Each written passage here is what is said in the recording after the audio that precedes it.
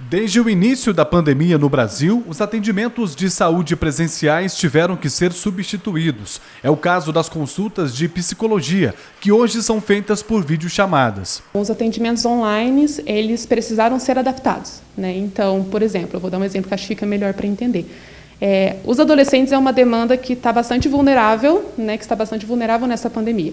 Então, por exemplo, as oficinas que eu realizo com os atendimentos com adolescentes aqui em consultório, a gente teve que adaptar todo ele para o online. Então, foi perfeitamente adaptável, os resultados são os mesmos, né? A gente vê os avanços, vemos o espaço terapêutico funcionando normalmente no online, nós vemos o adolescente ser acolhido, e agora vamos expandir para todo o geral, né? Nós vamos todos os pacientes. A psicóloga ressalta que o recurso está ajudando ainda mais as pessoas que estão passando por um momento de grande fragilidade e anseios. A principal demanda tem sido, com certeza, a ansiedade, né?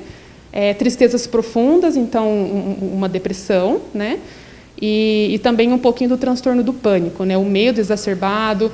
Então, juntando esses três, tem promovido bastante, tem proporcionado, né, um sofrimento muito grande para a população. Então, desde que a pandemia começou, essas são as principais questões que têm aparecido aqui para mim. O impacto psicológico da pandemia na população será de longo prazo e exigirá da sociedade como um todo, empresas, governo e sociedade civil, uma atenção cuidadosa para o tema da saúde mental. A gente fica preocupado, né? Porque a gente tem filho, inclusive filho trabalha na saúde, e a gente fica muito preocupado. Perdi parente com essa pandemia, então a gente fica um pouco nervoso, então a gente sai de casa, a gente sai só o necessário, né?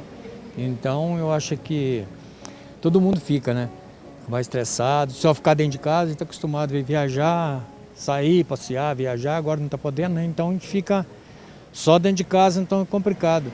Anne acredita que mesmo depois da pandemia, os atendimentos online vão permanecer, já que o vínculo estabelecido e o acolhimento não mudam. É perfeitamente adaptável e os resultados são incríveis e são os mesmos. Então, o mesmo espaço que a gente fornece no presencial, de escuta, de acolhimento, de amparo, o online também é possível. Então, eu acredito sim que o atendimento online vai continuar com força total, principalmente por ele proporcionar os mesmos resultados que vemos no presencial.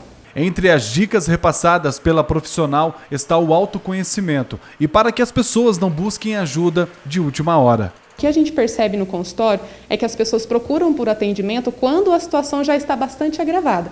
Então, quando o paciente já está com bastante sofrimento psíquico, com bastante dor, com bastante problemas.